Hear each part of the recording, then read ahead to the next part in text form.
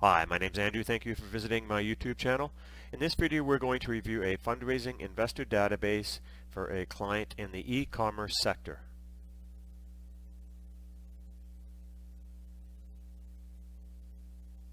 If you watch my previous videos, you know that you can click my Fiverr link below to get information on investor databases for venture capital, private equity, angel groups, family investment offices, and more. I also help clients with pitch deck reviews. If you're getting ready to send your pitch deck out to investors, I have a service on Fiverr where I will review it for you. Approximately 80% of the pitch decks that I receive are not suitable to be sent out to investors. Databases are now free with a pitch deck review, so this is good news if you are getting ready to send your pitch deck out to investors. I have a new program on where I will allow you to have one sector free, and that's one sector per client. Contact me more for details on this program so you can start to hit the ground running with your fundraising. Please take a second to support my channel by giving it a like, a share, and subscribing.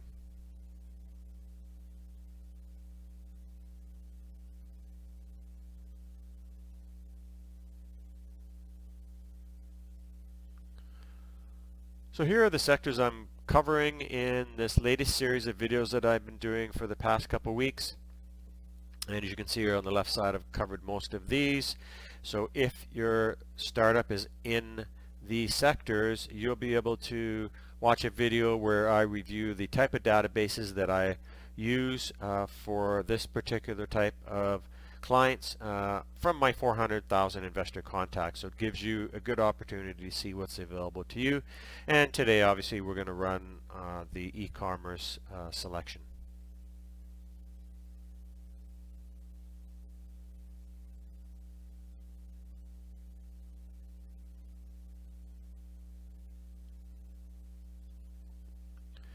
So starting with e-commerce as the main keyword for the database, I will also use digital media, mobile app development, technology, retail and consumer good databases, and FinTech for payment solutions.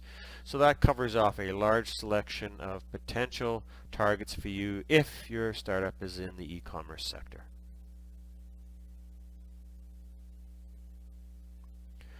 So what did the final database include? Well, this actually had a large amount, and due to the fact that we included technology in it, and whenever you do that, you're always going to have a really good broad section of contacts. So we ended up with 12,600 contacts, around 7,900 emails, almost 8,000 LinkedIn addresses, and 12,000 websites, and that includes key contacts with titles and email addresses.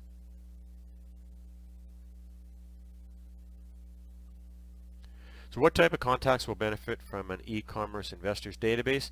It could include online retail startups, emerging businesses seeking capital to boost inventory, enhance platform technology, or expand market reach. Supply chain solution providers, that's companies specializing in logistics and fulfillment, looking to enhance their capabilities and cater to a broader e-commerce clientele.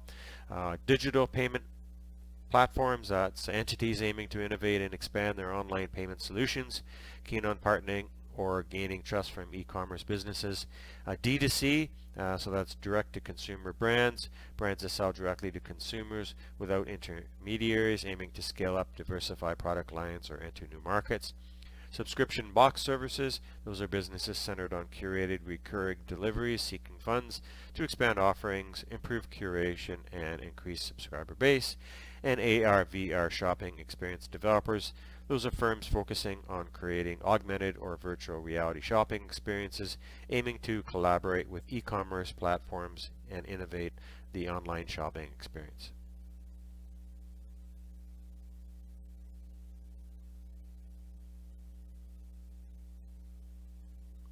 So let's take a look at the database.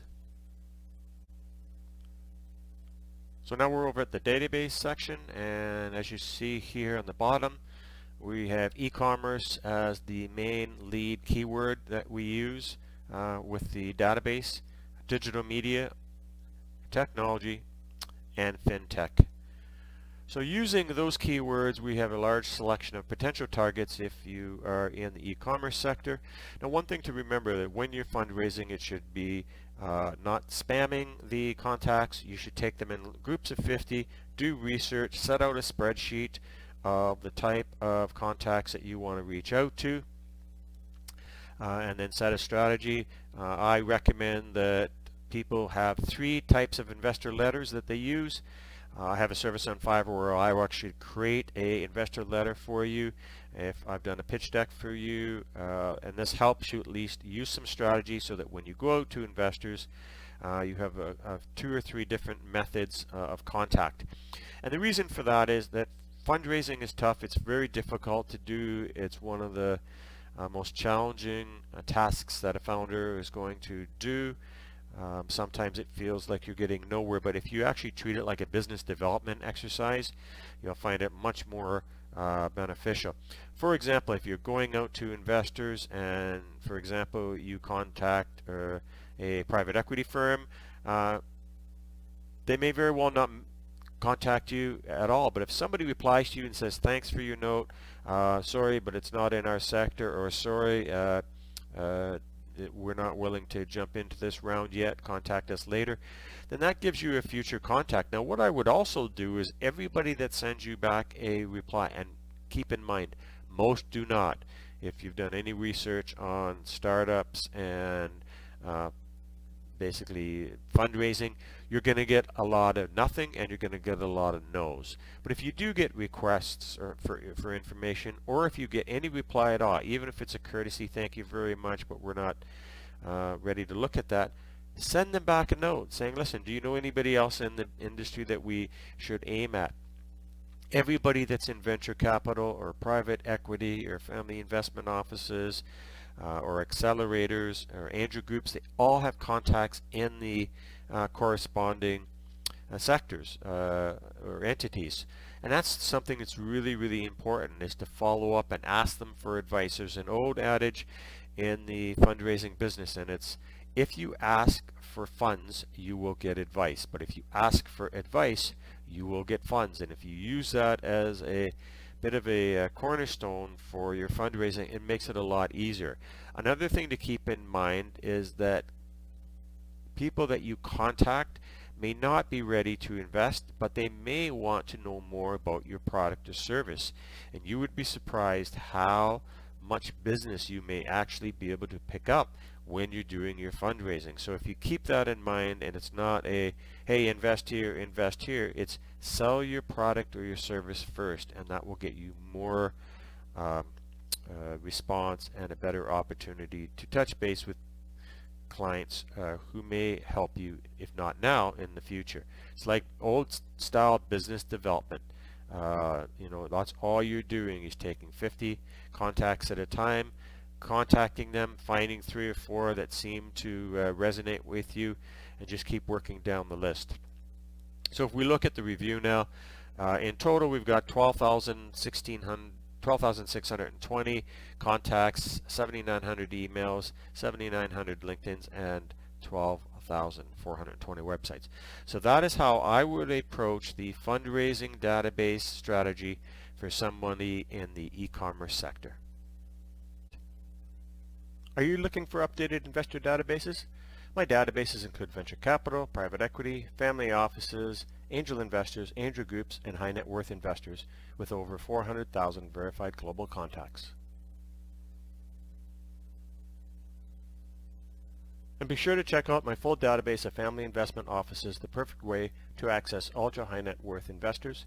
This is the largest database of family investment offices that you're able to access. There's over 10,000 contacts.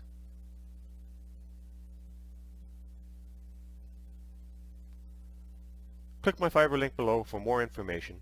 Thank you for watching this video.